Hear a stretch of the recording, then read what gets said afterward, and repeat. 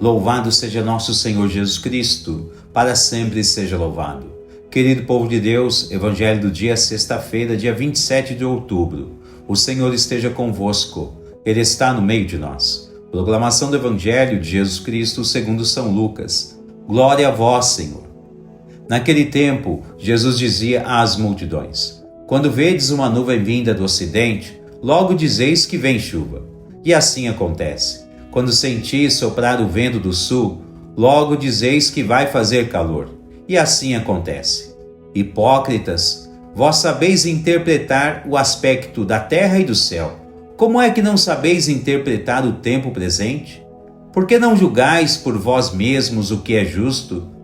Quando, pois, tu vais com o teu adversário apresentar-te diante do magistrado, procura resolver o caso com ele enquanto estás a caminho, senão ele te levará ao juiz, o juiz te entregará ao guarda e o guarda te jogará na cadeia. Eu te digo, daí tu não sairás enquanto não pagares o último centavo. Palavra da salvação, glória a vós, Senhor. Querido povo de Deus, o quadro litúrgico que temos para ser considerado hoje, de certo ponto de vista, nos assusta um pouco.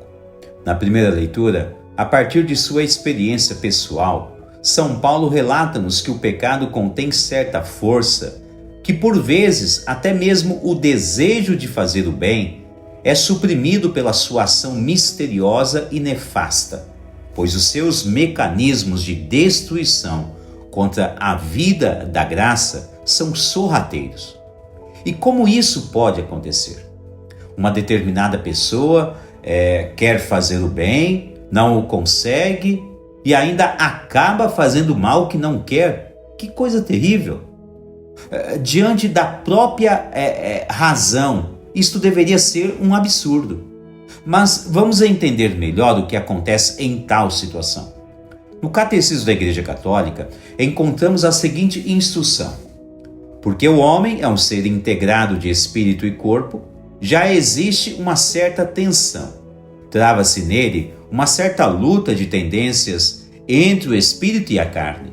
Mas esta luta, de fato, faz parte da herança do pecado, é uma consequência dele e, ao mesmo tempo, uma sua confirmação. Faz parte da experiência cotidiana do combate espiritual. Catecismo número 2516.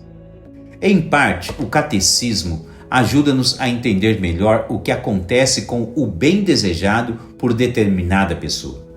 Enquanto que os anjos são puros seres espirituais, o gênero humano é dotado de alma e corpo. E na alma existe o local da morada de Deus, a qual Ele habita em nós com o seu Espírito.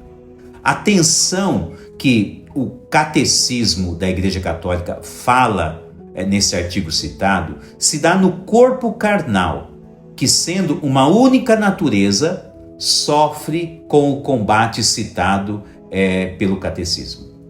O troféu deste combate é a vontade. E quando ela é enganada pela astúcia maligna, às vezes ela se inclina ao mal. Santo Tomás de Aquino, na Suma Teológica, na segunda parte, questão 74, artigo 1º, respondendo se a vontade pode ser sujeito do pecado, diz o seguinte: deve-se dizer que o mal está fora da vontade, porque a vontade não se inclina para ele sob a razão de mal. Mas o mal tem por vezes a aparência do bem, e é por isso que a vontade o deseja. E eis por onde o pecado está na vontade. São Tomás de Aquino elucida de forma brilhante o que acontece na vontade que é deturpada pelo mal, nesta ou naquela situação. O mal se disfarça de bem e seduz o ser humano pela sua aparência enganadora. Bom, se o catecismo fala sobre um combate, então devemos aprender qual é a melhor forma de se defender, ou, se for o caso, de aprender a atacar este tipo de luta que é cotidiana, como o mesmo catecismo ressalta: um dos dons doado por Deus é o dom do discernimento dos espíritos, que não procede de habilidades humanas ou deduções científicas. Ele é adquirido pela íntima união com Deus a partir de Jesus no Espírito Santo. Tal dom nos concede a capacidade de reconhecer as manifestações que estão por detrás de cada ação externa da pessoa ou de cada intuição da própria pessoa.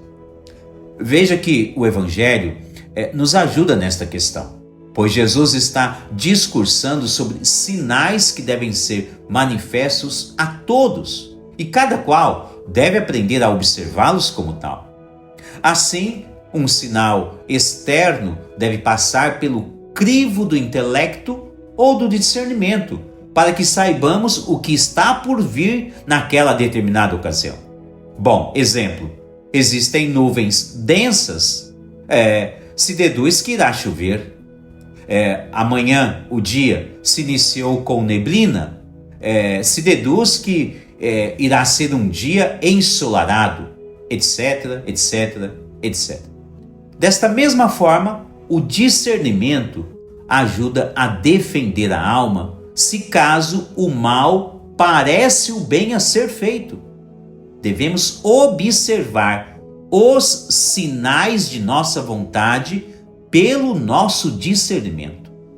Portanto, podemos e devemos aprender que, de fato, o bem que queremos fazer, por vezes, ele estará sendo submetido a uma arena de combate, a qual o mal sempre irá tentar deturpá-lo e vencê-lo, levando-nos a pensar que o mal é o que deve ser feito nesta ou naquela ocasião. Por isso, São Paulo alerta de forma magistral a cada um de nós, com o objetivo de que não sejamos pessoas enganadas pela astúcia do inimigo, que deseja que pratiquemos o mal e deixemos de fazer o bem. Por isso, devemos ser pessoas prudentes para não cair nas armadilhas e emboscadas de Satanás. Deus abençoe a você e toda a sua família.